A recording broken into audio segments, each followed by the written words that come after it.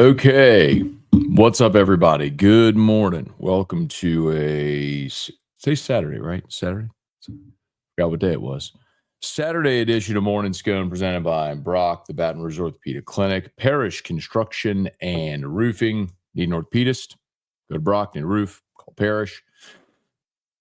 Unique physique and unique aesthetics and wellness. Restored Motion, restoredmotion.com. Bocock Brothers Premium Cigars. Use the code MAT15, MAT15, MAT15 for 15% off your order. All right, everybody. Lane Watch, Kiffin Watch 2025.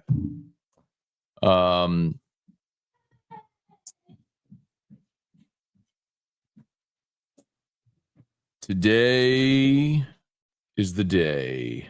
Yay! It should all end. Yay! We should have an answer from Lane Kiffin today. So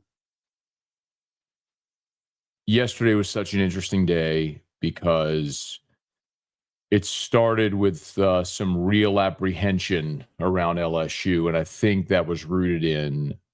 I talked about this on my Locked On episode last night. I think Friday started with some real apprehension that Lane could get caught up in the emotion of the day, right? Being around his team, they win, that he could just, snap and say, what am I doing? Why would I leave? After Dad show good day's work, yes. That's what does work. Okay, Daddy's work. Okay, go watch your iPad. Okay. That's what does work. Okay, good job. And so I think the concern was that Lane gets caught up in the moment. It's like, what am I doing? Of course, I'm saying he stays. And that didn't happen. So as the evening went along, it was interesting. Everything shifted from Ole Miss people feeling like he was leaving and LSU people supremely confident that he's coming.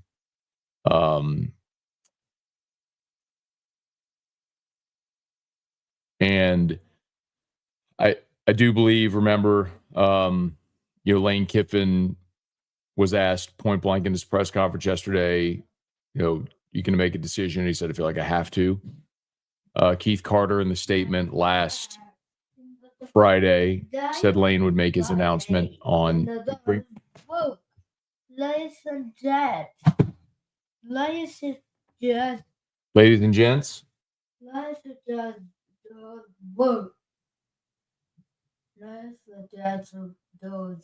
don't know what you're saying.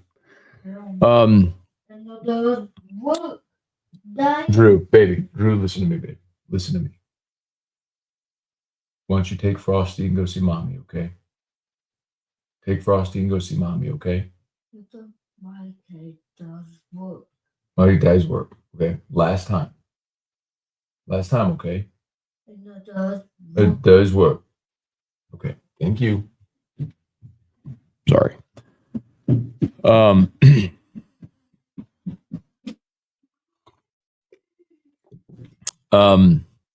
So last night, everything started to sort of pivot. I think the further remove you get from the emotion of the game in the moment, and I think it became pretty apparent that LSU got way more confident as the day went along, the evening went along, and Ole Miss went the other way. So believe Lane absolutely wants to wait another day. Because look, if Auburn wins the Iron Bowl tonight, Ole Miss is in the SEC championship game, and he wants to coach his team. I know a lot of this probably sounds repetitive if you've been following me here or on Locked On LSU or AFR or whatever, but all of these things, you're seeing it play out. Lane wants to leave. He wants to be the LSU coach. That is true. Also true, he wants to coach this team. He wants to coach them potentially in the SEC championship game. He wants to coach them in the college football playoff. Well, Ole Miss is not going to let him do that. I've told you that for 2 weeks. Like, that's, and it's obvious to everyone now, but they are not going to let him do that. So,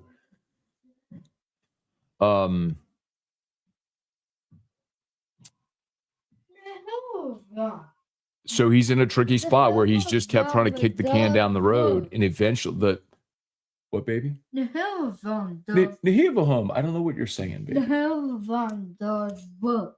Daddy's work. Nihilvahom does work. Nihilvah does work. And it does work. And it does work.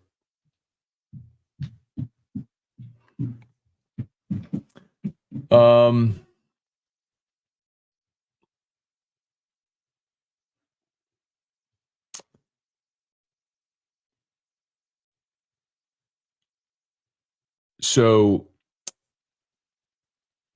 somebody just posted a comment saying there's no way Ole Miss would force him out. I'm not going to put it up here because I will remind you that this is Morning Scone. I know we'll have a lot of new people here on Morning Scone, but Morning Scone is a completely G-rated environment. People are up with their kids, so please, I'm not going to read your comment if you curse. So no cursing on Morning Scone. This is completely family-friendly, G-rated. Okay? So,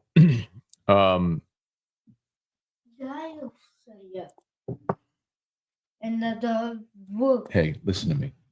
Listen to me. I want you to go watch your iPad, okay? Go watch your iPad. Okay. Love you. Work. Okay. And it does work. Okay.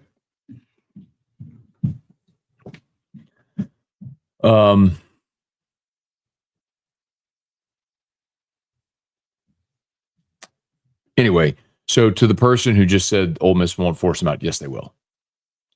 And I think that's what Lane wants. Lane wants them to make the decision for him. He wants to coach his team through the end of this season. They are not going to let him coach their team if he's leaving. I've told you this for 2 weeks. And they're getting to a point now where they have to make a decision because of what's going to happen with John Sumrall. So John Sumrall is very close to accepting the job at the University of Florida. I believe he might have even signed an MOU, a memorandum of understanding, which is not binding, but it's a term sheet. So I think Sumrall is very close to signing to be the coach of the University of Florida. And Ole Miss, if Kiffin leaves, would want to hire John Sumrall.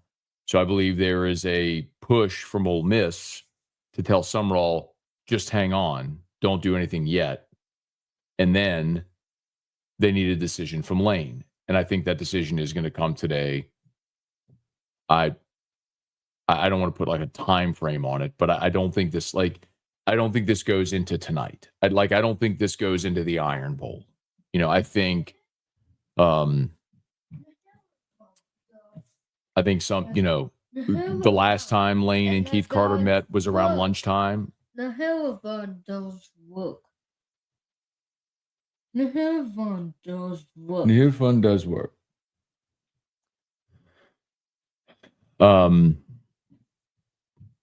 So I think Texas winning last night complicates things a bit, but it seems from what I understand, like Ole Miss is not going to let Lane Kiffin kick this can down the road past today. I think Lane, because of the optics, would like Ole Miss to force him out rather than him quitting. So that way he could say publicly, I didn't want to leave. I wanted to stay and coach my team. But they're not going to let him do that. And so ultimately, from Lane's perspective, that's optics. From Ole Miss's perspective, they have to have a decision because they're going to have to hire a new coach. I know a lot of you are bringing up what Nick Saban said. Lane said yesterday in his post game he was going to talk to Saban and Pete Carroll. I mean, I have the clip screen recorded on my phone, but or it's on Twitter, I think. But I mean, it's funny because this is the thing I've been telling you about. Like, actually, if you go back and watch the change the dynamic and how Ole Miss should handle it and how Lane should handle it. Well, I think they should let Lane coach his team, number one. But I think the decision is going to come down to one thing, and that thing is just what Marty said. Where is the place that I can recruit the best players? And I think, one of Lane's apprehensions is he's had to use the portal to build his team at Ole Miss each year. And at LSU, he probably could recruit better talent and then just supplement his team by need with the portal. And that's probably the dilemma that he has, as well as his loyalty to his team that he's coaching now, that he wants to be able to continue to coach. So it's a tough thing to have the right answer to. A guy who's been making a mockery. I mean, that's kind of what we've been saying here for weeks and weeks and weeks. I mean, I did a whole episode last weekend on the finances of Lane's contract and everything therein. So,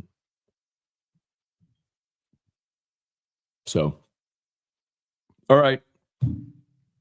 Please smash the like button, subscribe to the channel, Facebook, like the page, share the post. Everybody I know wants a definitive answer. My feeling last night is that Lane's coming to LSU. I think Knox, that they lost in their playoff game last night. I think there's some real conflicted feelings among the family. Sounds like Knox would like to stay. Layla would like to go. Lane wants to be where he can build and win consistently. So I think you're going to get a decision today. I might turn on, if I were you, might turn on Twitter notifications for Chris Lowe, because my guess is that'll be Lane's first call. So, I think as of this morning, nothing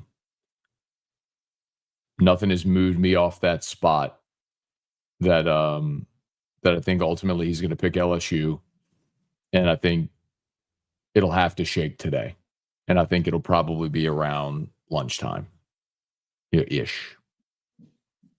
I do not think we're waiting into the Iron Bowl tonight for word on what Lane Kiffin's going to do.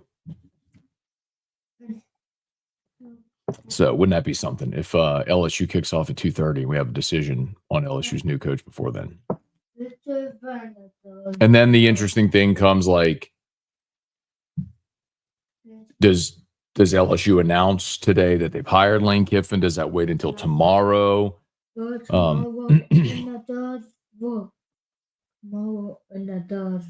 Tomorrow is Dad's work. So from a timeline standpoint, what I was told all along was that the expectation was that Lane would be in Baton Rouge Monday. I don't know if that means a press conference Monday or anything like that, but, I would imagine if this does go down today, then he's probably in Baton Rouge tomorrow and then introduced on Monday. And remember, Wednesday is the early signing period. So the point is, like, you could see the timeline, how there's just, you're not waiting. Like, it's, if he announces today that he's leaving, or Ole Miss is forcing him out, or however Ole Miss and Lane play that out, I think Lane probably flies to Baton Rouge Sunday and then is introduced on Monday, and then Wednesday's the early signing period. So, I mean, it's very quick. So, so we'll see how today plays out. My caveat, until ink is dry on a binding agreement, it ain't done. So, David, let's land this. What are you doing? David, is Dad's work. Okay. Knox lost. Today's for sure. Well, today was going to be the day either way. Remember, I mean, Lane said in his post-game press conference yesterday, he was asked, I don't know if I have these pulled up here, but he was asked,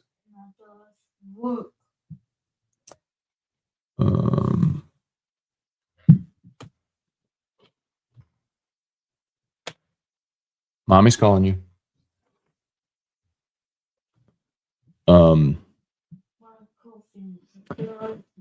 Lane was asked in his post game yesterday. I'm trying to pull this up for you. Hang on.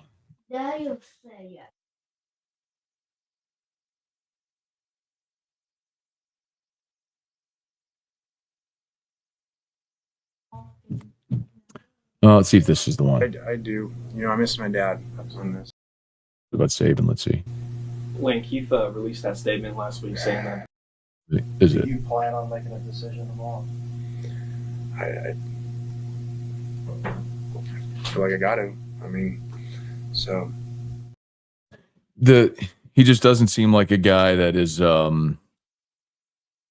super loving this whole process, but said, I feel like I got it. So, I mean, he knows they're gonna force him into making his decision today, and I think it'll happen probably sometime at or around lunchtime.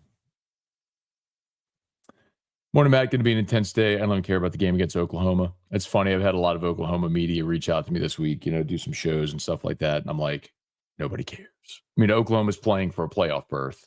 And I get it, why it matters so much. The game matters so much to them. Nobody here cares. Morning, Matt. Watching your shows, have noticed something. I'm now an expert body language reader. Okay. But please tell me what my tells are. Do we have to root for Bama tonight? No. Again, I don't believe Ole Miss is going to give Lane Kiffin the opportunity. They're not going to give him the opportunity to coach. I mean, Nick Saban just said that he thinks Lane should have the opportunity to coach his team. Ole Miss is not going to agree with that. They're not going to make that decision. Good morning, Eli. Ryan, Amanda, Guidry, good morning. Hey, Jordan, good morning. Brissett, good morning. Jason, you got it. Thank you, man. This is what everybody wants to know. What time should we know? Again, I believe, without knowing this hard and fast, that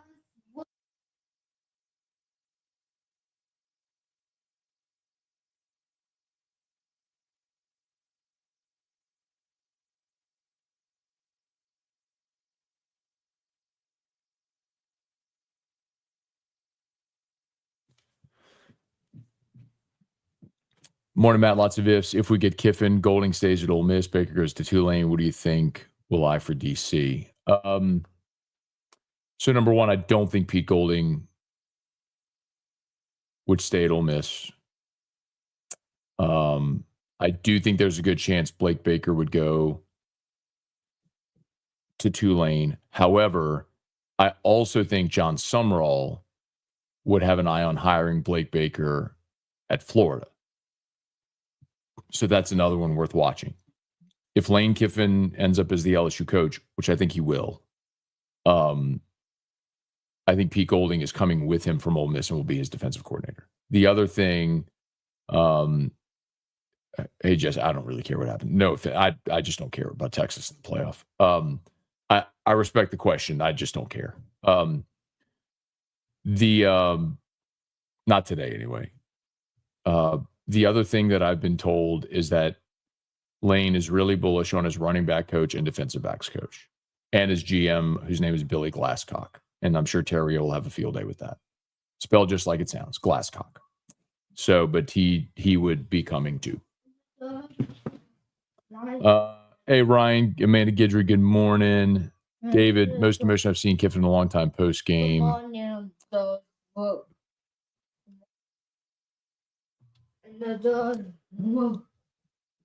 Luke Wood, good morning. Brings good news, Matt. Thanks for all your hard work. It's been a long month, but it is nearing an end.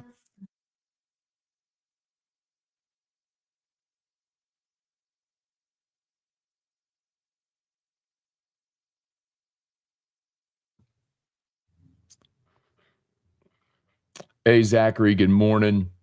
Rooney, good morning. You got it. The Mayo, nice shirt. Yeah, got this. This was from Home Field. That's pretty cool. I love that shirt. James, good morning. Caleb, lots of chatter about the decision being delayed until after the Iron Bowl. I talked about that a bit. I do not believe Ole Miss is going to wait. They're not because where Ole Miss is being pressured right now is that they are running the risk if Lane leaves, which is very evident, right? I mean, we can all agree on this right now that like if he were staying, I've been saying this for a month. If he were staying, he would have had the opportunity to stay. Like he could have said at any point he's staying. He could have signed his extension. Like he's not staying. He does not want to stay. He wants to leave, but he wants to coach this team, and they're not going to let him. But the challenge that Ole Miss has now is knowing he's leaving. They need to hire a coach, and so look around. Clark Lee has gotten a contract extension. He's off the board. Eli Drinkwitz has gotten his extension. He's off the board. James Franklin has been hired. Morris from North Texas took the Oklahoma State job. Like the pool of candidates is thinning out. And so they really want John Summerall. Well, if Summerall is this close to being hired by Florida, they got to get going. So they can't wait another week because they see the writing on the wall that Kiffin's leaving. Well, are they just going to let him keep coaching their team? And then what are they going to be left with? Alex Golish, maybe? Hiring a coordinator somewhere, maybe?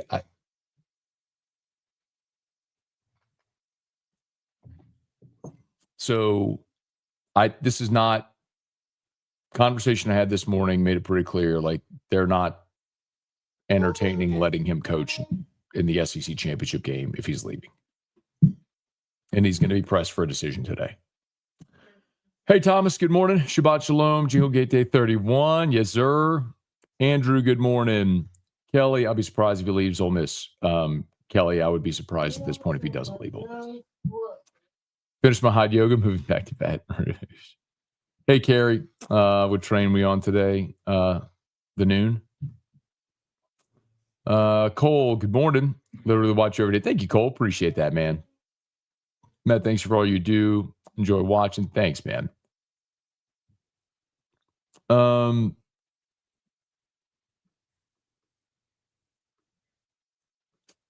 Carlos, good morning. Thank you so much for the show.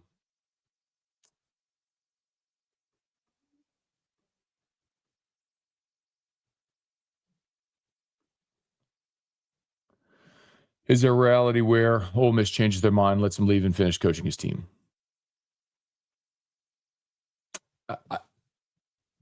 There is nothing that I've been told from anyone associated with Ole Miss, and I have had a conversation this morning. I talked to two people from Ole Miss this morning. There is nothing I've been told from anyone associated with Ole Miss that leads me to believe they would move off of that stance. Not my decision. I guess they could change their mind, but I've heard nothing throughout this entire process that would stand to reason that. Lane leaves, they're promoting Joe Judge to the interim, and he would coach them the rest of the way. Hey, Charlie, good morning. Aaron, good morning. Courtney, good morning.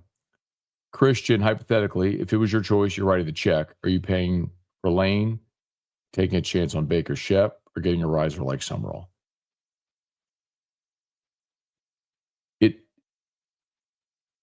It all matters based on risk tolerance. Lane Kiffin brings the lowest amount of risk because he's been a successful head coach in the SEC in this era. But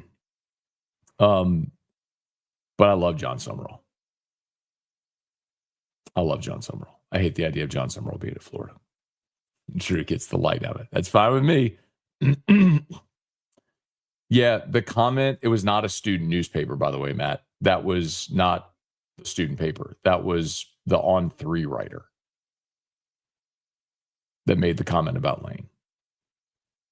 Aaron, what's up? And he was quoting the song, a Ludacris song. Let's go, Matt. Ready to run through a brick wall.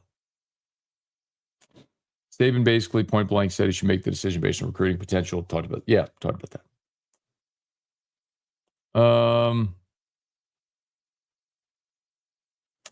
Yeah, I don't agree with this. I don't agree with that. because LSU will make sure they put protections in the contract where he's not leaving, especially within the conference. So, I don't think that would happen. LSU might not get a first down today. Debbie, good morning. Buddy, I feel like Drew's coming to see us twice already. It's a good sign of news coming.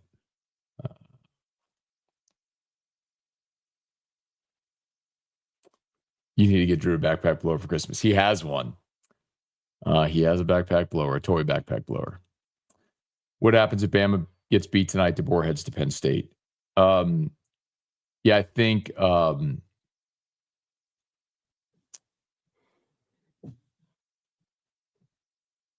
I don't think any of that would happen quickly enough to impact LSU.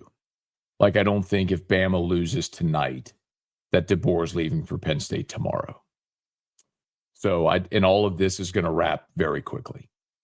For all of the long, slow build to this, the next 24 hours should happen quickly. Meaning, if Lane comes to LSU, Sumrall to Florida, or can Ole Miss pivot and get Sumrall there? I believe for a lot of people who are going to ask that Sumrall believes that he has a course within his contract to coach his team in the playoff, even if he's leaving. So that would be interesting, provided Tulane makes it into the playoff. So you never have to play. Thank you. I appreciate that. It's very kind. I know most everyone here is super kind about Drew, and I do appreciate that. But I also, hang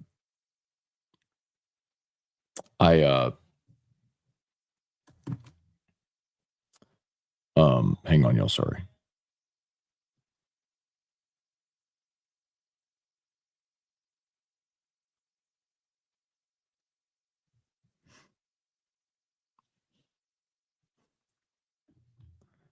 I'm not going to share that with you.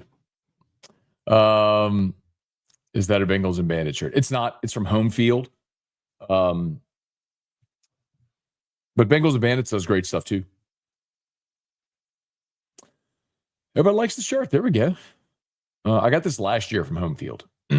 James, glad they said on game day he's going to go where his players are paid the best. $30 million NIL is number one. That's the thing all along that people have asked and said, why would Lane leave when they're on the precipice of the playoff and so on? And there's a big difference between can you get in a 12-team playoff and can you consistently compete for and win national championships? And I think that's what he's weighing. This Ole Miss team is going to be in the playoff. It doesn't mean this team is capable of winning a national championship, which I don't think they are, by the way. And the odds makers agree. They have like the 9th best odds to win the national championship. I think they'd get in. They'd host a first-round game probably against a G6 school, win it, then they'd go to the quarters and probably lose. Is that worth passing on an opportunity at a program where you feel like you'd have the resources to win, to be Nick Saban? Did you see Marty's update about Kiffin prepping his staff for SEC championship game if Bama loses? I think all this could go sideways quick. Well, I think that's what he's been trying to do all along, is he's trying to kick the can down the road because he wants to keep coaching his team. I mean, I know this is at the risk of sounding repetitive, and I apologize for that, but it's, if you actually listen to the things I've been saying for the last certainly 2 weeks in this, it's all the same. Like, he wants to coach his team and he wants to leave.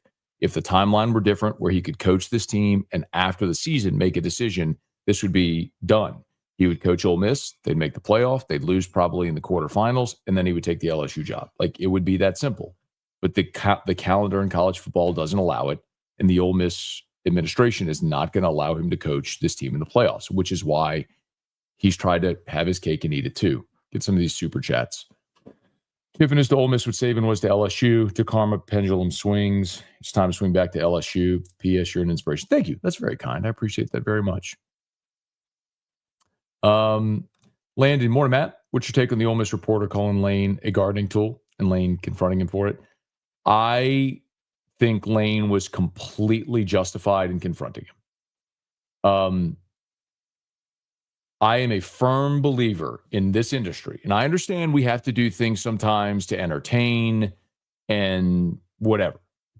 But if you're not willing to say something to someone's face, then you shouldn't say it into a microphone. And I'll tell you, like, for me, the closest thing that I've gotten to that is like gum smacking Mick, right? Calling Mickey Loomis gum smacking Mick. And it is tongue in cheek. It is meant to be satirical. And if he ever wanted to confront me about it, I'd be more than happy to have that conversation with him.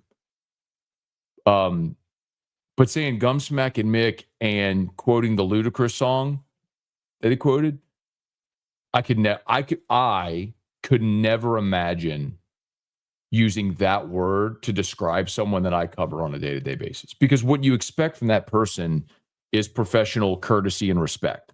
Like,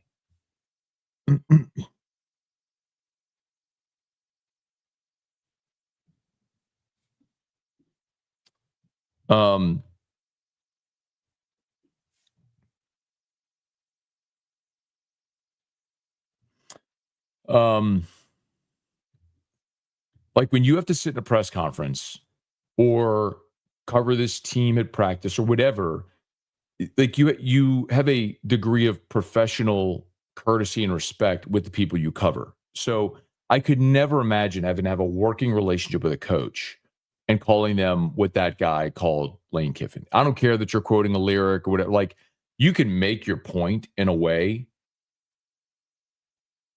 You can make that same point in a better way.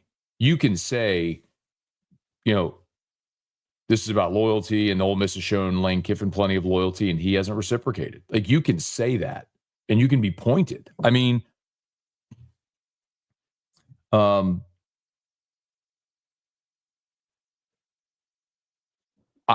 all of the stuff with when the governor happened. I mean, I went very hard and said his decision to run out Scott Woodward was self-centered and vindictive, and those are things I have told him in a conversation with him. Like, you got to be like, anyway. Matt, thank you, very kind. Who's on Lane Kiffin's staff that would say is a lock for him to take to LSU? Yeah, Pete Golding, provided Pete wasn't retained there at Ole Miss, which I don't think he would be. Again, my understanding is, and all this happened a week ago, like last week, the week leading up to the Friday where everything kind of became very apparent at LSU, word was already spreading in coaching circles that they were putting out feelers for who would be interested in joining Lane Kiffin's staff at LSU. So, I'll just tell you. So there were rumblings in coaching and agent circles that Pete Golding was making calls about who might be interested in joining Lane Kiffin's staff at LSU. Now, again, I don't think that's uncommon. That may sound like, but it's not. I mean, if you're considering taking a job, you have to be proactive with things like that. And sometimes it's hypothetical. I gave you this example before. The Les Miles Michigan stuff in 2007. How do you think Kirk Herbstreit knows? Because he knew who Les Miles was going to hire as his defensive coordinator because he had that conversation. Like, that's how that went that way. So,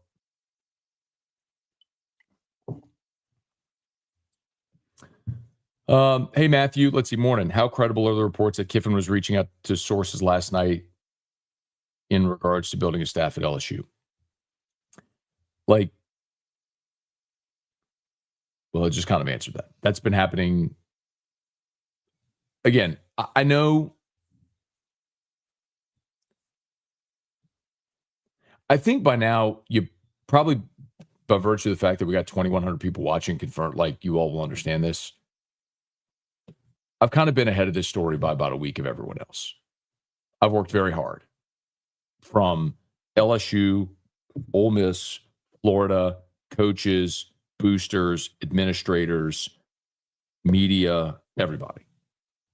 I've worked very hard to stay in front of this. So, and I know not everybody listens to every minute and every word of every show I say, but that's something that I've been talking about for a week and a half now, because it was the middle of last week when I got word about the staff. Appreciate the super chat. Thanks, y'all. I saw something on Twitter about Kiffin having a tea time with Ed Ogeron at Baton Rouge. That is not true. I was told Lane Kiffin doesn't even play golf. One thing's clear. I think the media clearly knows what's coming. A lot of hints being dropped. McShay's report last night. Is Knox already enrolled at a Baton Rouge school? He is not. What I will tell you is that LSU has done every bit of due diligence to make that transition as seamless as possible for Lane and his family. Meaning, where would Knox go to school? I know that LSU has had to have conversations with the LHSAA about eligibility to make sure that those I's were dotted and T's were crossed. So that doesn't mean definitively that he's coming, but that's covering all your bases to make sure that you've got everything covered that you need covered, if that makes sense. Please smash the like button if you would. Over 2,000 people watching. I appreciate y'all so much. Smash the like button, subscribe to the channel, Facebook, like the page, share the post. I always encourage you, if you could, support our great sponsors. Of course, Brock has been a great sponsor of Morning Scone for many years. Parrish, that's, company I'm a partner with, Terrio and Richard Tilley and Joe Morales. So if you're in Louisiana, you need a free, no obligation roofing inspection. We'd love to help you out. We do gutters, soft wash as well. We can soft wash your roof, hardscape, front of your house, wants to beautify your house before the holidays. Love to help you out with that. Unique Physique and Unique Aesthetics and Wellness, Restored Motion. Shout out to Crystal Poche. You've got pain, she'll help take you out of it, restoredmotions.com. And Bocock Brothers Premium Cigars. Let me drop the Bocock link in here real quick, y'all. I'll get right back to it. Hang on. So Bocock Brothers, use the code MAT15, MAT15, MAT15 for 15% off your order. They have officially licensed cigar system, great LSU officially licensed cigars, great gift around the holidays for clients or someone in your family who's a cigar smoker, so check it out. Code MAT15 for 15% off your order. Let's see. Morning, Matt. Hope all's well. I want to give a shout out to the Gina Giants. Okay, shout out. Joe Burrow telling Bengals media he was never a Bengals fan, was a Saints fan. Yeah, I heard that he said that he played with like Reggie Bush and Drew Brees.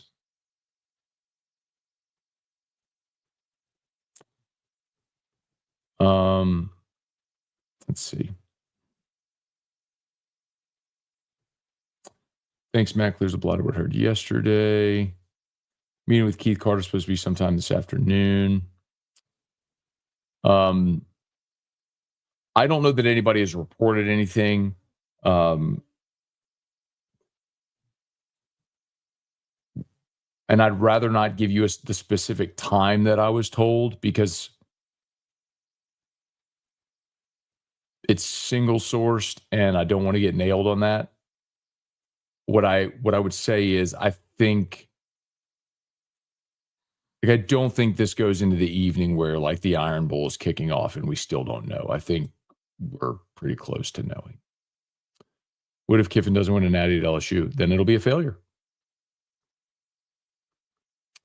You believe Kiffin's decision is based on money or where he can win more championships?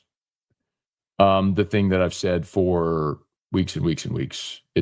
Listen, Nick Saban on College Game Day told you. Lane said he confides in Saban and Pete Carroll, which is true. And one of the strange realities of this whole thing is LSU will have Nick Saban in part to thank for Lane Kiffin being their coach. Because the week that Layla Kiffin visited Baton Rouge, that Monday, when everything started trending to LSU that week, Lane was making calls because he was going to go to Florida. That was a thing. All of the Florida people then were right to think that Lane Kiffin was going to be their coach because he was. And then LSU got in the mix. Layla visited Baton Rouge with Angela Kiffin.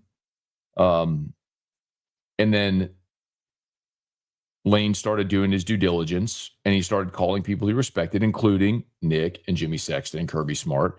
And they all told him LSU's a better job, which is a big reason why it started to trend toward LSU. And then that week, LSU started doing all their due diligence, all the things we were just talking about. That's when they started making surface level, gauging interest phone calls. Who would be interested in joining a staff at LSU? What would that look like? The conversations with the LHSAA.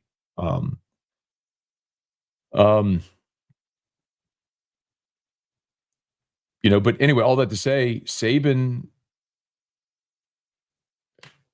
who was beloved here and then hated for nearly 2 decades during his time at Alabama, is going to end up playing a huge part potentially in Lane being the LSU coach.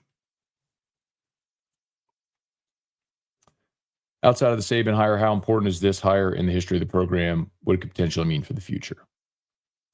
Yeah, I mean, anytime you hire a football coach, it's massive. Yeah, I mean, are we 100% certain Penn State is involved in the Lane Kiffin sweepstakes? Yes, I am 100% certain. I am 100% certain Penn State is not involved in the Lane Kiffin sweepstakes. LSU will be fine.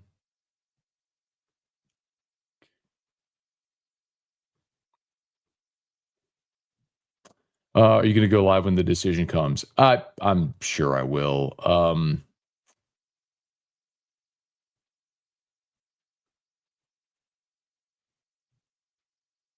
I'm sure. I'll need to get a locked on LSU done also, but yeah. As the reporter from Ole Miss is positioned to be a hero for giving Lane the business on the way out. Yeah. So we have to pull for Aggie and Bam at a 24-hour period. That's enough for me to reconsider if Lane is worth it. Again, I really don't think the result of the Iron Bowl is going to come into play tonight. I think Lane would like for it to, but and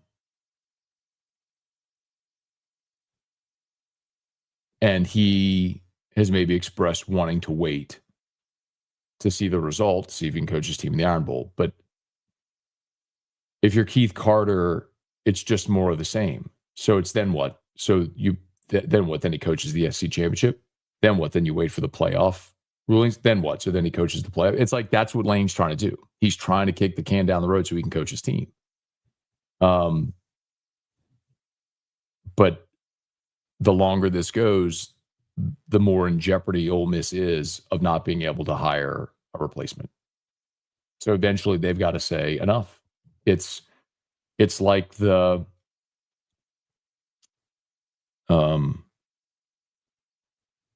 and by the way, they're going to call me to do my interview on Eagle Game Day here in like 5 minutes. So I wonder if I could pair my phone to this.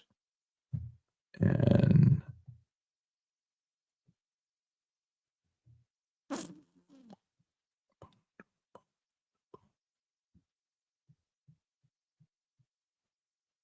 maybe I could pair my phone to this and do it to here so y'all could hear the questions too.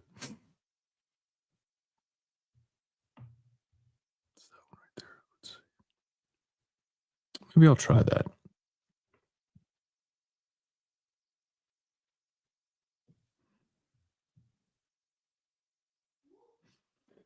All right. We'll see.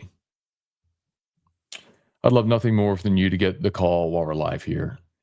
10:45. I don't think that's going to happen just yet. Happy birthday to Joshua Talamo. Happy birthday.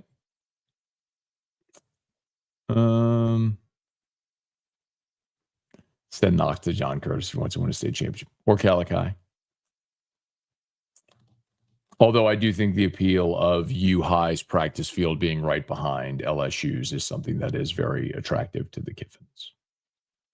To where Lane could literally from the balcony of the coach's office see the U-High practice field, I think that is appealing. Would this be the biggest hire in LSU history?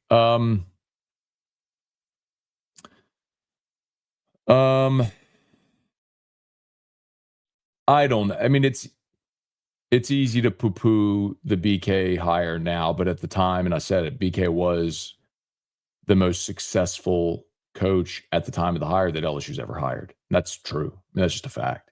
And Kelly won more than Kiffin has. So I'd still say at the time of the hire, still Kelly. Lane doesn't play you off. He ain't the guy. It won't matter how many titles Kiffin wins at LSU. He'll always be known as the coach that bailed on his team. And I think that part of his legacy is something that is weighed on. I think that's very fair. I think that's something that's weighed on him as he's considered how much he's worked to remake his image, right? From leaving Tennessee to being fired on the tarmac and all that sort of stuff, the Joey Freshwater. But like, they did the documentary this year that they released and all the different ways that they've worked to sort of rehab his image. And this would be a setback. And I think that has weighed on him. But then again, Nick Saban bore that. He's the one who left LSU for Miami and then said point blank, I'm never going to be the Alabama coach, and I'm not going to be the Alabama coach. And then he was the Alabama coach. So, and he's come through it. It's amazing what happens when, what winning championships can do. And Nick goes and wins 6 and 12 years, and you kind of forget all that. That was the knock, was that he was never content.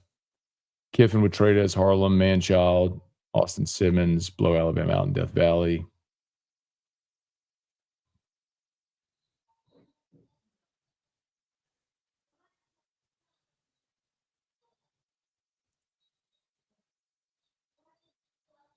Let's see. Yeah, Kyle, this I'll disagree with. I just don't know that matters as much as it once did. LSU's got 16 commitments right now. In the not too distant past, you were signing 25, 30. You're going to lose a quarter of your class every year. You have to stay on top of the best guys in the state and make sure you hammer the portal, This is a no. They would not. And I'll tell you, one of the reasons I think that Pete Golding would leave, and as I've said for a couple of weeks now, Joe Judge would be the interim. I think Pete Golding would be really upset that he was not promoted to the interim head coach. And if you're not going to promote him to the interim head coach, I don't think they would hire him as the full-time head coach. Do you think Big Ten gets 4 into the playoff? I don't really care. I'm sorry. Over the last month, my focus has kind of been singular on this thing, and I just can't tell you that I have a strong feeling on that.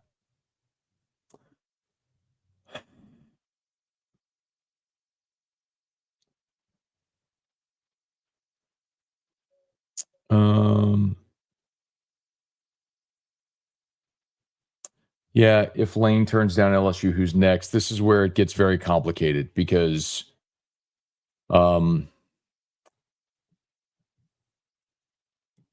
so Eli Drinkwitz was clearly LSU's number 2. He signed his extension at Missouri. Now, I will tell you this caveat that I was told yesterday that Drinkwitz's new deal at Missouri, the buyout did not change. So even though they added years and money, his buyout did not change from the previous contract. So that means Drinkwitz could still leave. Now, it would be a terrible look if on Thanksgiving Day you put out the picture that you're staying at Missouri and then, a few days later you're leaving. But that is at least possible, as I understand it. I think they would very quickly pivot to John Sumrall, but my understanding is LSU has not really done a lot of due diligence and work on or with Sumrall. So I don't think John Sumrall feels good about LSU right now because they haven't pursued him. So it feels like Sumrall is going to take the Florida job unless if Ole Miss very quickly pivots and hires him. So if you're LSU and Kiffin doesn't pick you, you're really in a bind. Really in a bind. Drinkwitz is off the board. Sumrall, I think, is going to pick Florida, and if not Florida, it's only because Ole Miss is able to quickly pivot and maybe re-engage with him. But in that case, Lane's the coach at LSU. But provided Lane stays at Ole Miss, I think Sumrall's at Florida. I don't know what direction you go next. A lot of people have brought up Kenny Dillingham, and I've heard a lot of people say that, but nobody credibly at LSU has told me Dillingham. So I mean, the only other name that I've credibly been told was like their safety net of promoting Blake Baker. And I think the feeling is like they could sell that as a popular assistant. There's been plenty of assistants who've gotten first-time head coaching jobs at major programs that have done really well. Marcus Freeman, Ryan Day, Lincoln Riley, Kirby, Dan Lanning. I mean, there's tons of them, right? That you could point to and say, here's an example of promoting the assistant or hiring the coordinator and having a lot of success.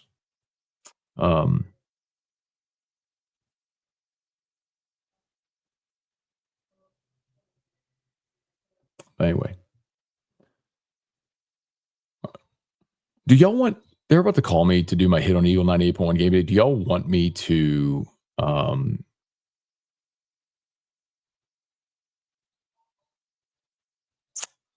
do y'all want me to try to pipe that through the board? Just drop comments and let me know yes or no.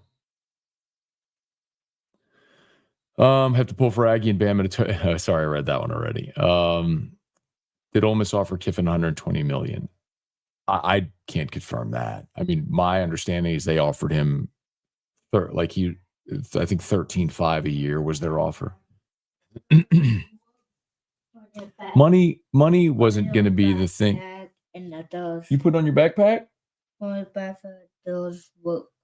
What? My backpack does work. Put on your backpack does work. Yep. Babe, you're getting his backpack ready? Okay. I was just asking. Hey, go see mommy. Buddy, go see mommy, okay? She put on your backpack. Hey, go see mommy. Go put on your backpack. It does work. It does work. I don't know what that is. I like your shirt. I like your shirt does work. I like your shirt does work. Crazy. All right. What's going on? Thank you for the super chat. Thank you for the super chat. Cool Sports Rhymes. Hey, Matt. King of the hot take persona. What do you think it would take for Gail to really smack his no good? I very much respect the question and thank you for asking and for the super chat. But okay, y'all want me to stay on? Okay, I'll stay on. Loomis is going nowhere. I've said this a million times.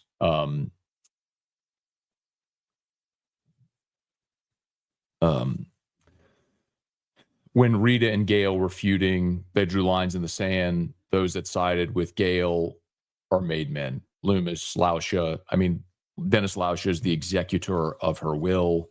They're going to oversee the sale of the franchise whenever she dies. They're not going anywhere. My hope is that they just reassign those two within the organization and get people in who can actually run the organization. Chip Kelly is not a candidate. Blake Baker is back up like Coach O.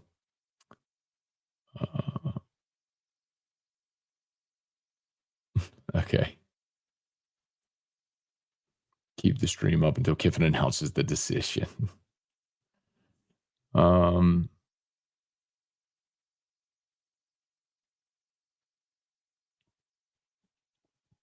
You could definitely plug a show on their show insider stuff.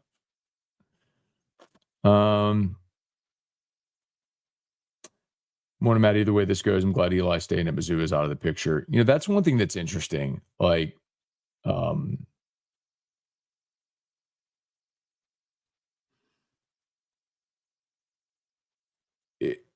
the reaction to Drinkwitz, the possibility of Drinkwitz was so overtly negative, man, from LSU fans. And I'm like, I don't know how you justify spending $11-12 million a year on Drinkwitz. So that was going to be a really tough sell, man.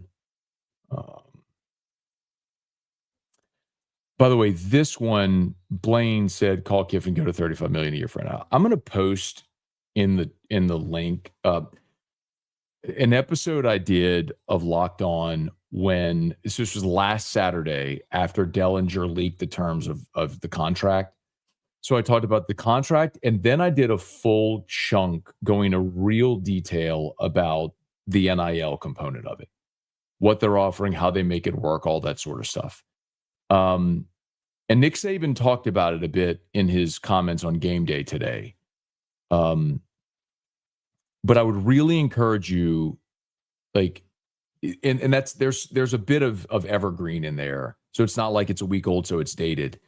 But I would really encourage you to go give that a listen, because I went into a lot of detail about how the NIL component works, because one of the things that mattered to Lane, you heard Nick Saban say it today, you can't just take $40 million and say, here's $40 million to spend on your roster. Because you can't just write a check for $200,000 to a backup lineman, because that's got to get okayed through the clearinghouse now. Well, that's not going to get done. So it's one thing to have the money. It's another to have a plan for how you're going to get the money to the players approved through the clearinghouse. And LSU has been very proactive on that. And that's what I went into a lot of detail to explain in that episode. So, and I think and I say that it's funny to hear Nick make his comments on game day. And then if you go back and listen to what I said a week ago, you'll go, light bulb. Because Lane, his concern is that college football is going to revert to the blue bloods dominance again. Because in the portal NIL era, as it was, where NIL was pay for play, SMU, Texas Tech, Ole Miss, you could fund your collective, spend a ton of money on a roster, and be really competitive. Well, now, if it has to be true NIL, how do you get that money approved? And what brands are actually going to want to spend money? Or what schools will brands want to spend money with? Well, as a brand, LSU is massive. Like, and this isn't Homer LSU guy wearing a Go Tigers shirt. I mean, Olivia Dunn and Angel Reese were on the cover of SI. I mean, Paul Skeens and Olivia Dunn are like a power couple. Shaq is still one of the most recognizable people, even looking track and field with people like Lolo Jones and Mondo Duplantis, Jaden Daniels, Joe Burrow. I mean, LSU's a massive brand. Ole Miss isn't. And I know that sounds like it's shaded Ole Miss, and that's not. I do feel badly in a sense, for Ole Miss for going through this, because I can empathize, because LSU fans went through it with Saban, 20 years ago, where you give someone everything they want, but they just want something you can't provide. So it's a helpless feeling. I mean, LSU fans lived that. They couldn't give Nick Saban the NFL in 2005. So he went to the NFL. Anyway, I mean, are they calling me or not? Okay. They're a segment behind. Hi, buddy. Besides pie does work. What? Besides pie does work. Did you say you want some pumpkin pie at Daddy's work? What did you say? Pumpkin pie does work. Daddy will say it. Daddy will say what? Pumpkin pie does work. Pumpkin pie, it does work. Hey, babe. Erica?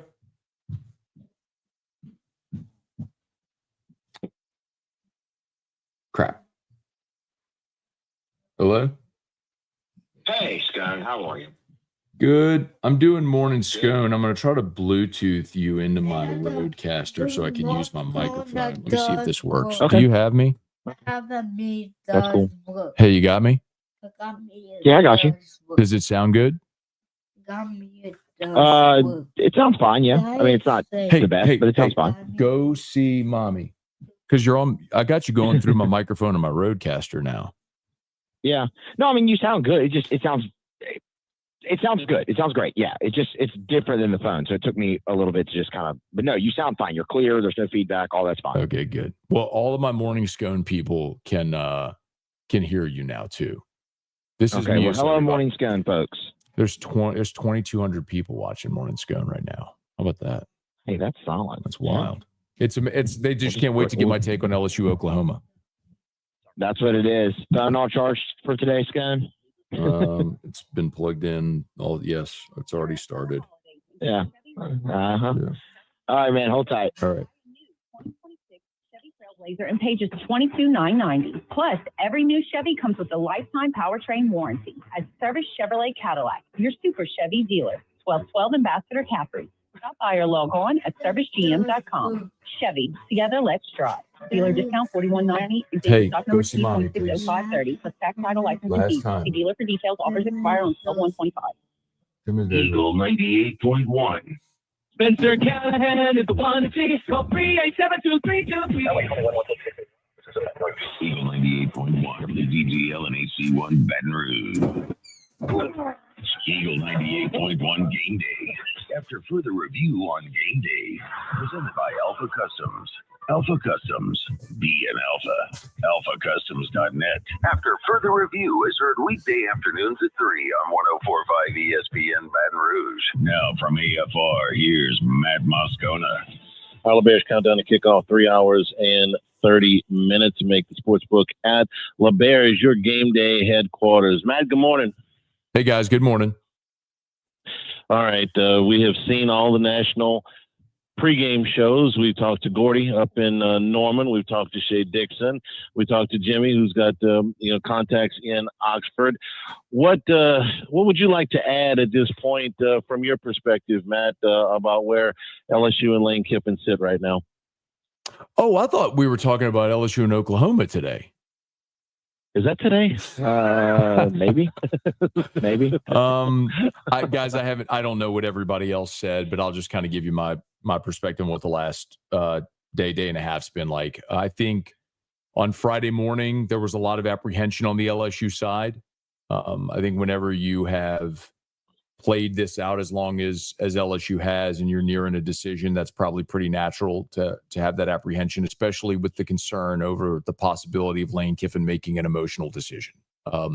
Being around his team, winning the Egg Bowl, I think the concern was, does he go into the post-game press conference and think, man, what am I doing? And just announce he's staying. Well, that didn't happen. And the further removed from that post-game press conference, I think, logic starts to set in, all the reasons why Lane Kiffin has dragged this out as long as he has and why he's thought about leaving to begin with. And so as the evening went along last night, with every conversation I had with folks associated with both LSU and Ole Miss, it became pretty clear the Ole Miss sentiment became far less positive and the LSU sentiment became much more confident. And at this point, I do believe at some point here today, and I believe it's going to happen before the Iron Bowl kicks off, that either Lane Kiffin's going to let Keith Carter know that he's leaving, or Keith Carter is going to press Lane Kiffin for a decision or make the decision for him. And I think Lane Kiffin's going to end up being the LSU coach. Do you think that should Auburn win that game tonight, that there is any chance that they let him coach that game? No. Okay, I don't either. But I wanted to hear what you thought. I think that Lane Kiffin it. would love to have this stretch out further. I think he's expressed to Keith Carter that he would like to wait. That I think that's happened today. That he's expressed to Keith Carter that he would like to wait for this result to see if he could coach in the SEC championship. But this is the problem that they've had all along, is Lane is continuing to kick the can down the road because two things are true. He wants to leave Ole Miss to be the LSU coach, but he wants to coach this team for the duration of the season. And as I've said for 2 weeks at least, they are not going to let him do that. And the really complicating factor now today, guys, is John Sumrall is very close to becoming the Florida head coach.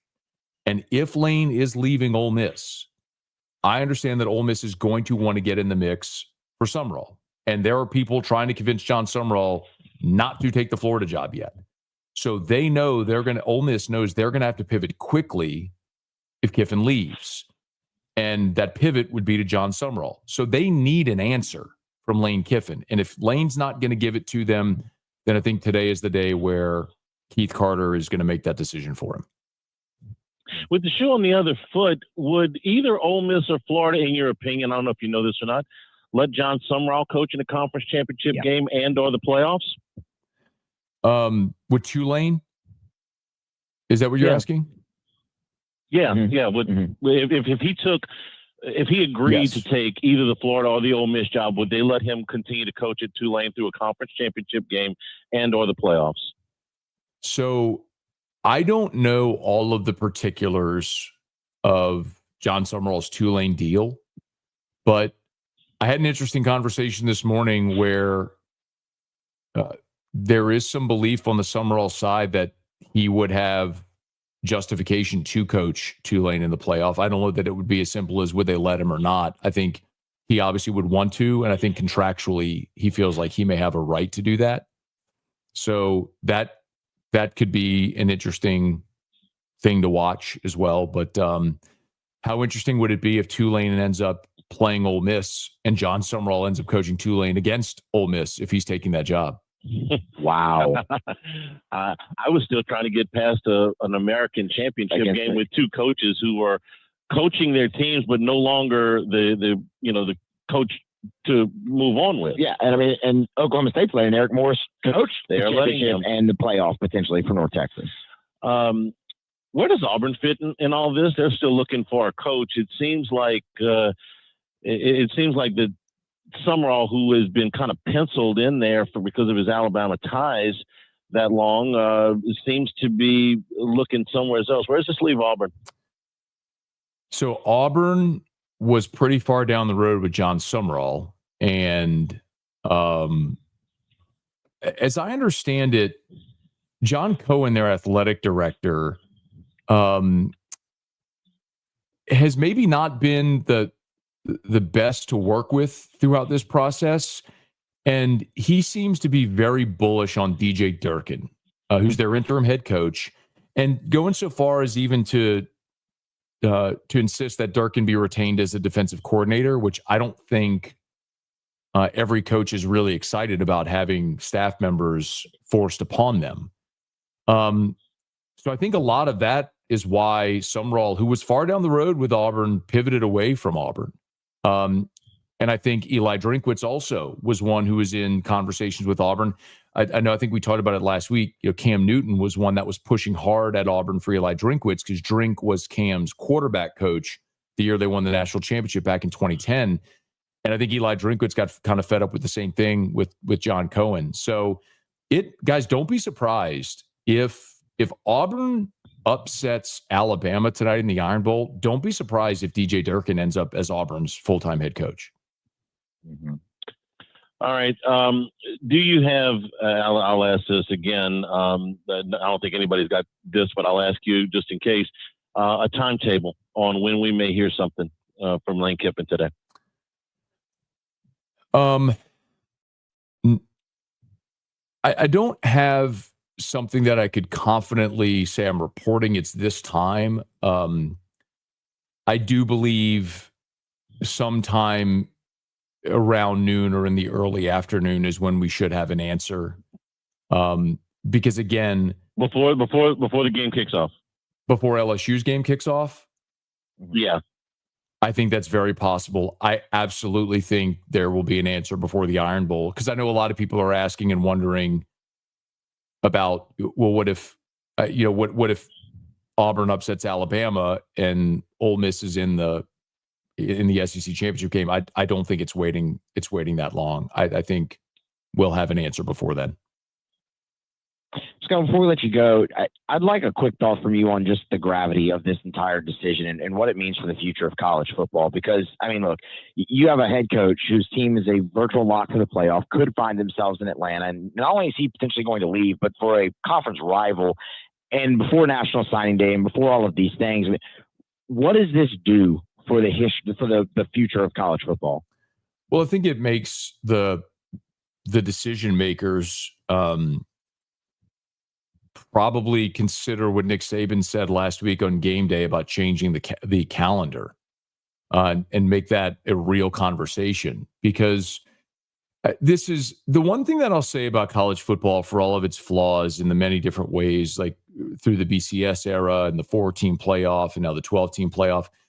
College football has been willing to pivot when something has not gone well. Like I mean, Hannah, you remember this, like every year the BCS, they tweak that formula, right? Yeah. Remember the first year of the 4-team playoff with the mess with TCU, and like TCU was in, they won their last game and then was out because there was the ugly scenario with TCU and Baylor where Baylor had the head-to-head, but everybody thought TCU was better. And so they pivoted how they went about managing conference championships.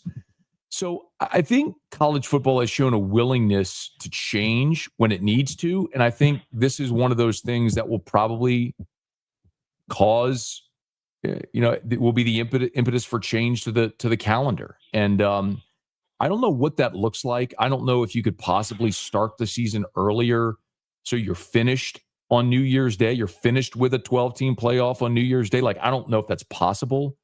But if that were the case, it would alleviate a lot of these pressures, and not going into the spring semester with the end of the season. But yeah, I mean, I do think this could very well be the thing that's the impetus to change the calendar. And we've already seen them extend the deadline for the decision on the playoff. Now, that doesn't necessarily have to do with coaching changes, but it all kind of ties in what that playoff is going to look like if they go to 16 teams. That's yet another thing. I liked most of what Saban had to say last week. Yeah, I agree. Moving away from a spring football model into an OTAs model would alleviate a lot of the pressure on these kids to get through the transfer portal and get to another school for the spring semester. It would actually allow them to finish the semester in school where they started in school for the year. Imagine that. Pretty novel concept. And maybe we had this. Listen, I was in favor of the early signing date when it came about. I no longer am. Yeah. I would just assume they go back to the old model, which was the second or the first Wednesday in February for the one signing period. I don't know if they'll do that either.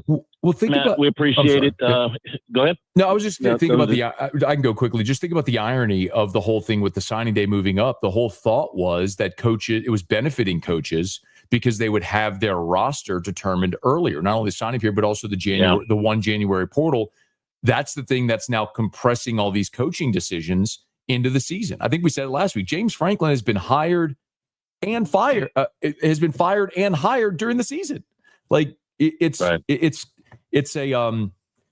strange dose of irony. The thing they thought they were doing to help make things better as far as roster management has actually complicated things tremendously. Mm-hmm. Yep, unintended consequences of some of this stuff. Matt, after the game. What's up? It may be before the game. It may be during the game. I'm just full on lane watch today, man. All right. Well, you got our number. Yeah. So anything we need to know, you give us a call. All right. Thanks a lot, buddy. See ya. Appreciate it. All right. Getting ready to kick off. There you have it. That's how it's done.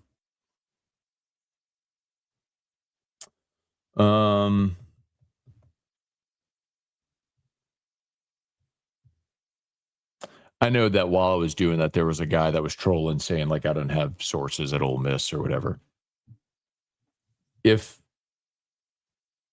I probably should just ignore that guy. But if at this point you're denying whether or not I actually have good information, I mean, oh, Thomas, thank you so much. I'm going to tell you what, my guy. Parish Construction and Roofing. At Parish, we've got you covered. From the top of your roof, all the way down. Parish Construction and Roofing. Parish Built. Parish Built. Parish Built.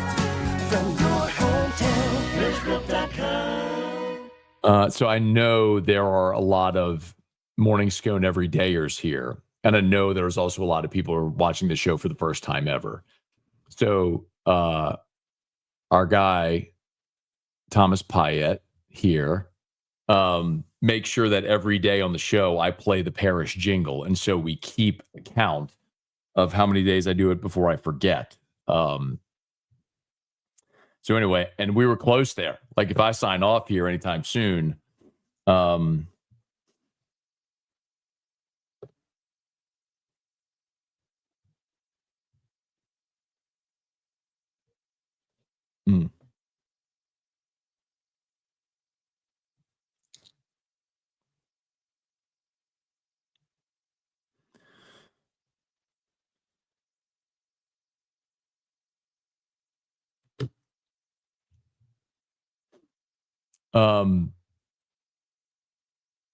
anyway,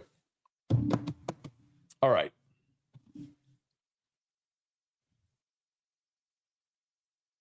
Man, we got games starting. I haven't even got my bets in for these games yet today. What are y'all betting on?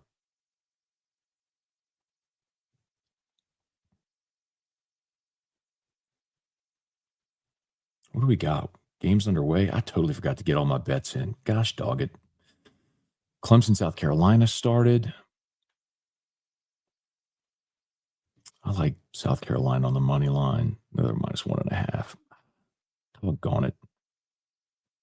Got a better number on Louisville now. Man. Ohio State, Michigan's underway. Who y'all liking that one?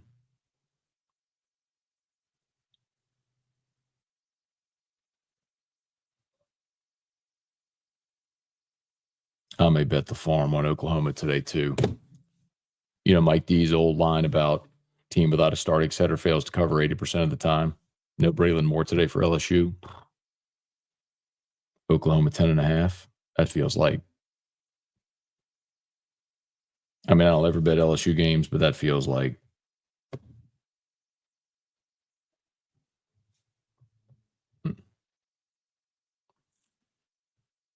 Anyway. All right, what else y'all got?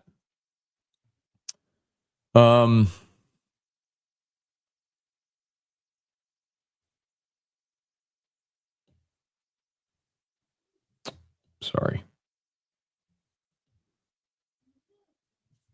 Hey, Drew Telly Rock said, thanks for doing everything she does, which helps you do everything you do. It's obvious how hard you guys work to get it done, special needs life. Thank you, man. Very, very kind. Appreciate that. Yes. Absolutely. I know that they're changing how college football players are getting paid. If Underwood went to college this year, would we have gotten him? It's an interesting question. Maybe. But remember, a big part of Underwood's connection was Joe Sloan.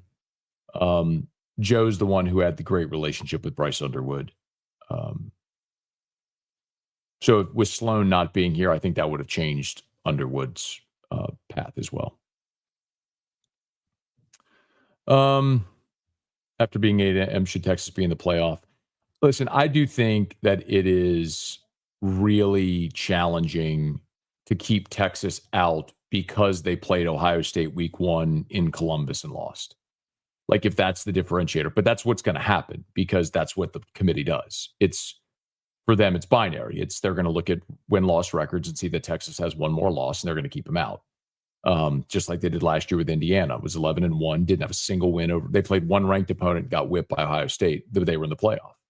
So I don't think Texas will be in, which is why we need an expanded playoff where you have a true playoff where you're not penalized for playing a game like that because now you've disincentivized a team from scheduling that game.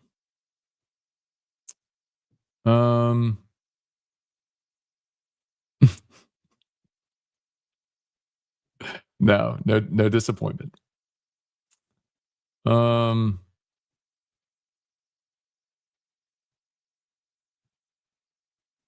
LSU gives Kiffin more talent, more resources, real path to championships. His recruiting power jumps immediately in Louisiana. Add elite money and staff support, it becomes hard to turn down. That's the point. Lane.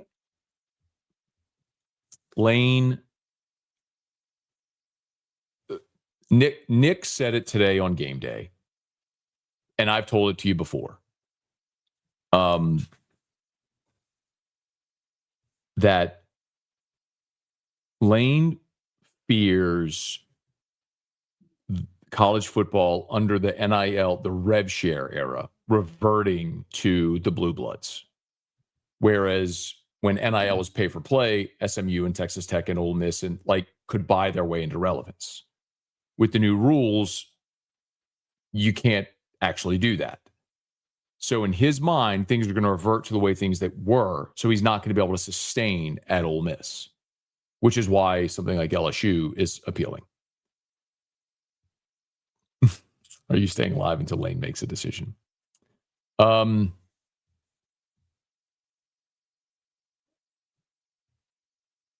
I think I'll probably shut this down here in a second and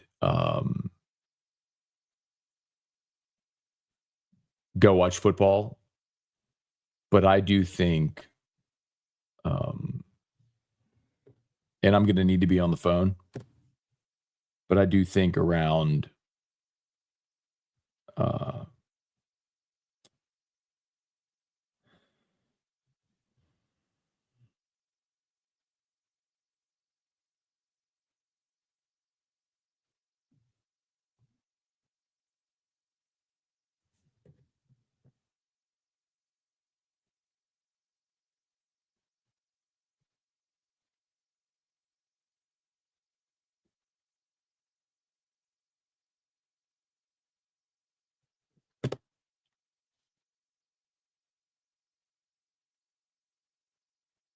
sorry, y'all. I'm trying to get when this decision is going to come because the first conversation I had early this morning suggested that we're nearing that time. And the fact that something hasn't happened yet makes me a little leery.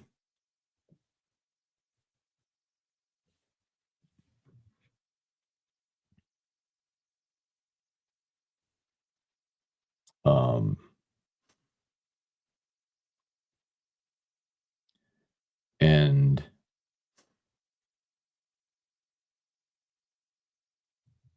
I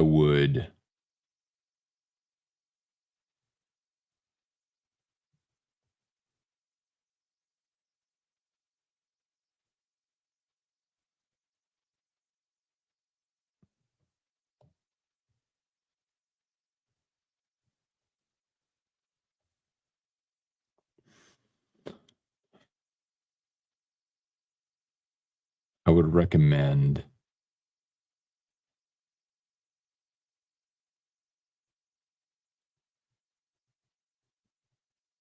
turning on notifications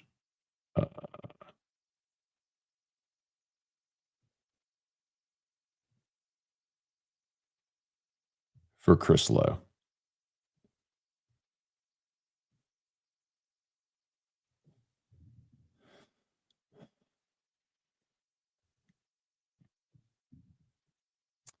Because I have a feeling, listen, there are some reporters that have relationships with certain coaches. Let me give you an example that it'll make sense. Bruce Feldman and Ed Ogeron. Feldman wrote the book Meat Market. Ed Ogeron was a big part of that book. And so everything, so it was no surprise that while Ogeron was LSU's head coach, that Bruce Feldman broke a lot of LSU news. Why? Because he was tight with O. So O would just give it to Feldman. No surprise that Chris Lowe broke Nick Saban's retirement. I think Chris Lowe is probably going to break the Lane Kiffin news, whatever he decides. There's always the chance Ole Miss could release something, but the first two people that will know will be Lane and Keith Carter. And I think Lane will immediately text Chris Lowe and Lowe will put it out there. That's what I think will happen.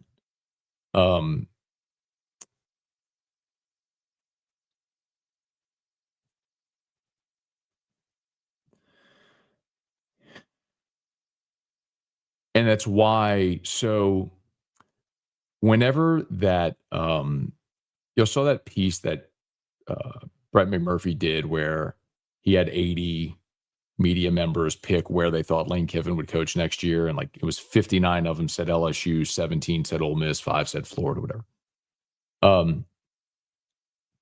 Well, the thing that gave a lot of people pause was Chris Lowe is one of the ones that picked Ole Miss. And because of Lowe's relationship with Lane, that made a lot of people go,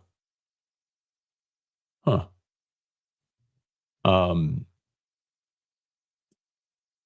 Anyway, just a little maybe inside baseball there. All right, please smash the still over 2,000 people watching. Please smash the like button, subscribe to the channel on YouTube. If you're on Facebook, like the page, share the post. We appreciate y'all for hanging out with us as long as you have been. All of our great sponsors on Morning Scone, linked in the description on YouTube. I need to get them tagged on Facebook too. I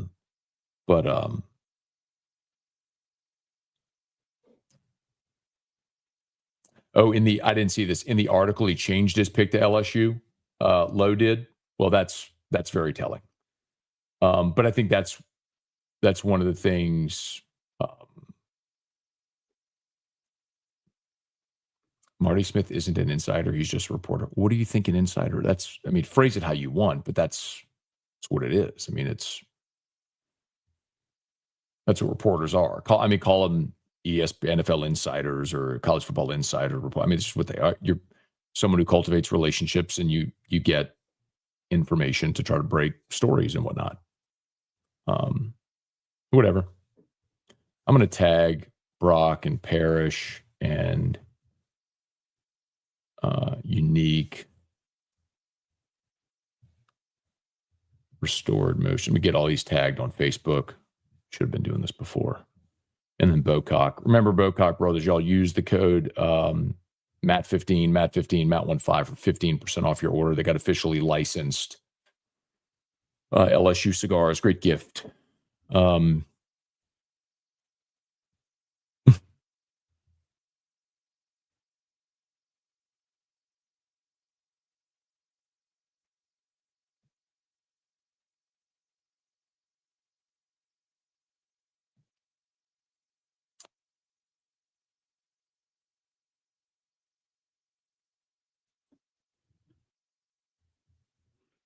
Who can we get quarterback in the portal? I don't know. It depends what quarterbacks go in the portal. Casey, just stay live. I don't know, man. I'm probably going to need to get on my phone to start seeing if I can get word for what I think is coming here in the next half hour-ish.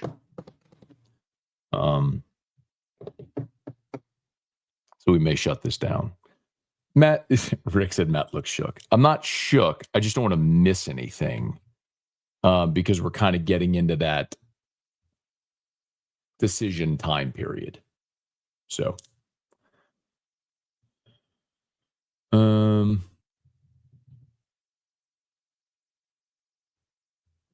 if we miss Summerall because of Lane holding us hostage, I'm going to be upset. Let's move on. So here's the interesting thing.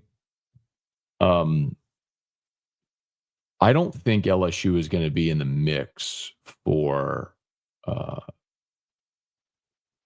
Summerall. It sure sounds like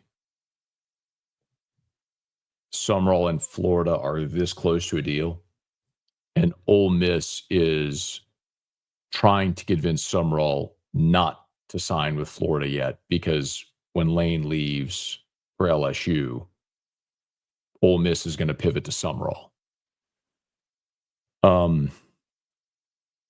If Lane pulls the upset and stays at Ole Miss again, which I do not think is going to happen, but if he does, I don't think LSU has done enough work on Summerall to get him to pivot from Florida. So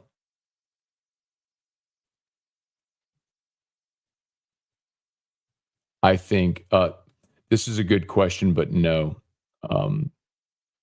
Summerall is not a Sexton guy. Summerall's agent is Clint Dowdle. And so, again, for those who've heard me say this 100 times, I apologize for being repetitive. But so Clint Dowdle represents Marcus Freeman, Eli Drinkwitz, John Summerall, Kenny Dillingham. He's got a bunch of coaches all in the the ecosystem over here. By the way, don't ignore this. So there are some Florida fans who started a petition not to hire John Sumrall, which may end up benefiting Ole Miss to get in the mix for Sumrall, which is going to leave Florida in a lurch. Because imagine this, like this could end up costing Scott Strickland at Florida his job.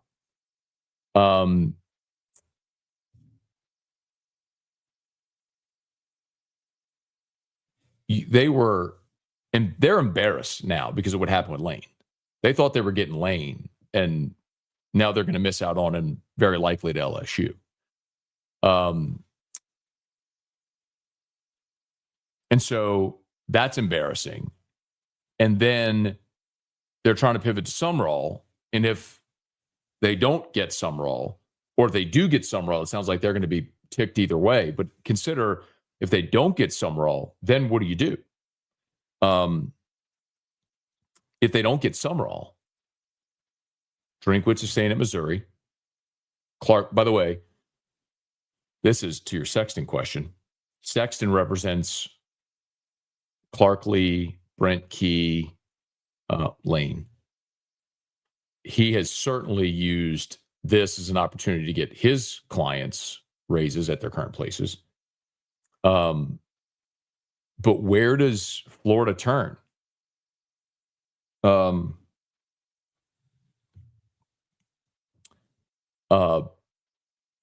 Golish?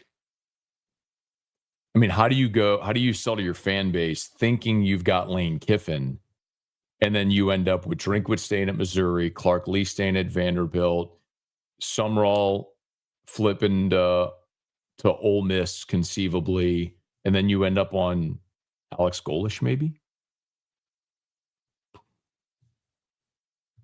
So you hate to see it there at Florida. You just hate to see it.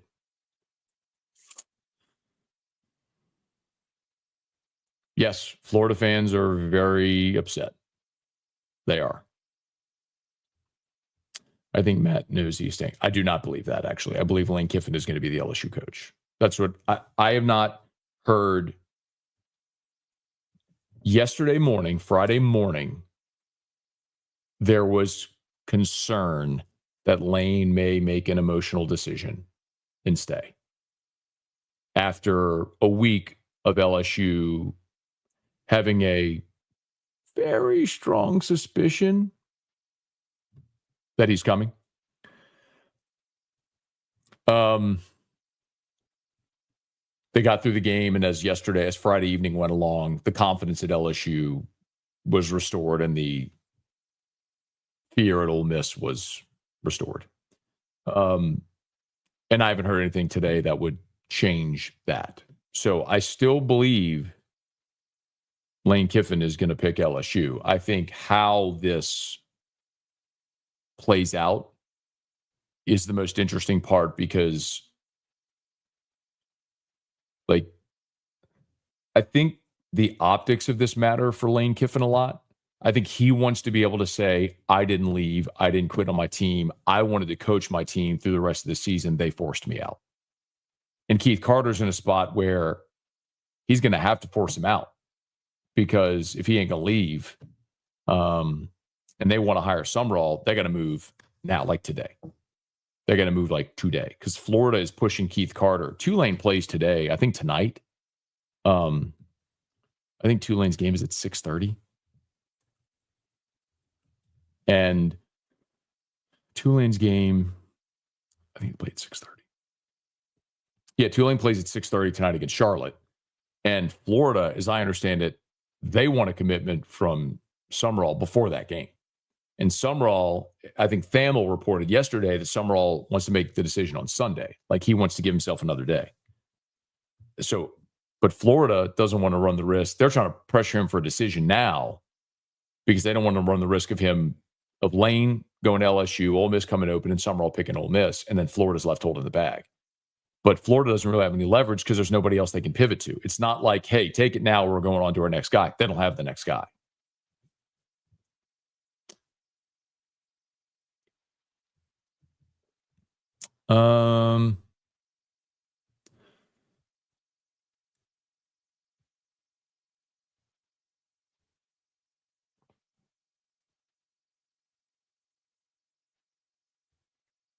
Please convince Summerall to go to LSU. Florida does not want him.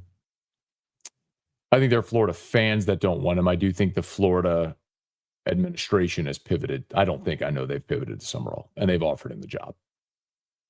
I'll say that Florida has offered John Summerall the job. And I think he's probably given them a wink, wink, nod, nod that he's coming. But again, that's what I tell you all the time. Until it's done, binding agreement signed, it ain't done.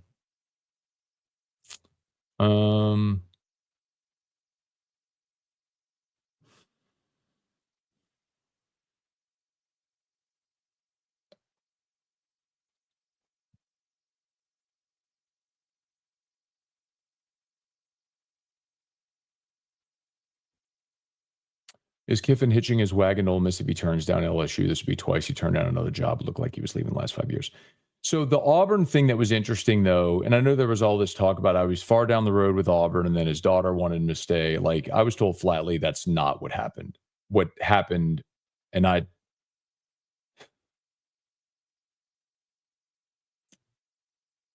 not going to tell you any more of how I know. You'll just have to trust me if you believe I have good information or not. That Ole Miss just had a bigger NIL pot than Auburn. That really is it. In the NIL era, Ole Miss was willing to commit more into their Grove collective than Auburn was in their collective. And so it just became he had more money to spend on his roster, which is why he ultimately turned down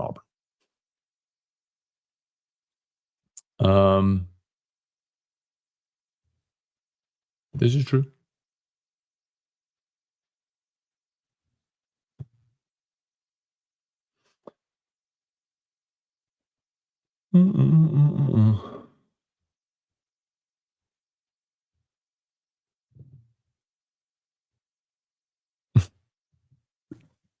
I mean, there's a lot of people, and you know what was interesting? And again, I don't know all the inner workings of Florida, but I asked a few weeks ago, if this goes sideways, could that cost Strickland his job? And the feeling was like, no, like he hired the basketball coach, Todd Golden, that won a national championship, so he's good. I'm like, okay.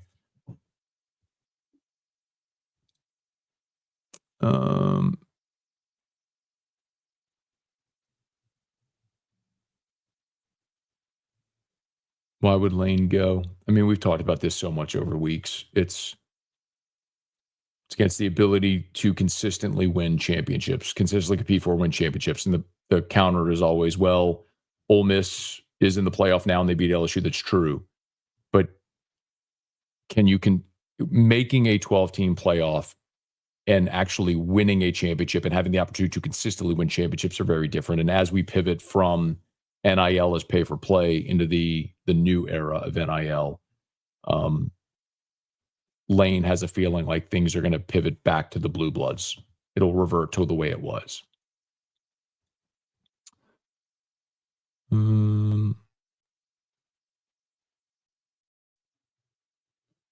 Yeah, why would John Summerall go to Ole Miss over Florida? That's well, you can kind of look at what's happening at Florida right now as an illustration of how it works internally. I think it's also fair to assume there's a chance that the AD gets fired. And if Scott Strickland gets fired, then you're working for an AD that didn't hire you. And then Summerall worked at Ole Miss before, and from what I understand, loved it. And there's still a lot of people there who know him, who he knows. And so there's a lot of familiarity. So Florida could pivot to Jedd Fisch. I think that could be a possibility if they needed to.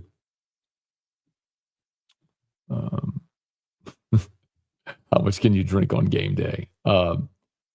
Today, probably nothing until everything is donezo and I can smoke a cigar and drink a whiskey and fire up a live stream and we can react to all of it.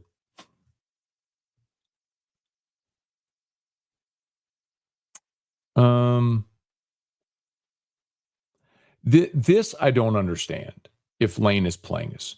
Lane isn't playing anybody.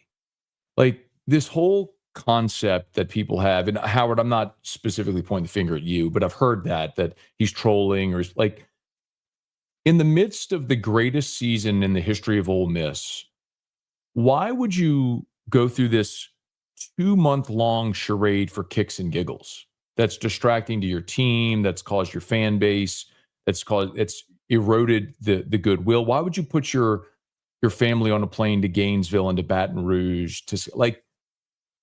It's one thing to put out a tweet where you troll somebody. It's another when you go through everything he's gone through. When he's had an offer on the table from Ole Miss, making him the highest paid coach in the country that he won't sign. Like,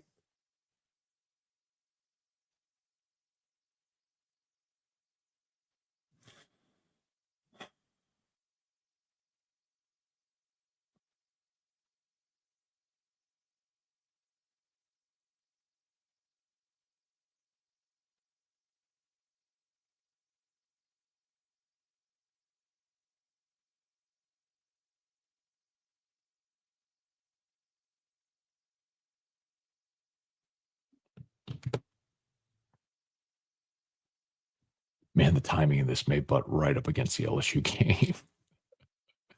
Okay, I may shut this down, y'all. I need to go take Drew to ride elevators. God, I hope this doesn't break while I'm riding elevators with Drew. But I think